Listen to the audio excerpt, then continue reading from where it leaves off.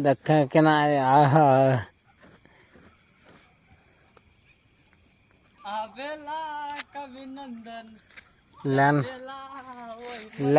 Line भागने का कारण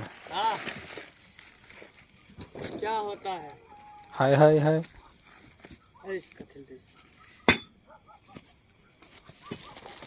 लाइन भागने का कारण भाई ये सब होता है पट्टे पर। क्या क्या बात होता है देख लो। चंबर उखाड़ लिए है, लाइन भाग गया है, पूरा फूक रहा है। क्या बात है यहाँ पर देखो, पूरा चिड़चिड़ी फूट रहा है, पूरा चिड़चिड़ी। दिवाली है भट्टे पर, दिवाली आ गया है।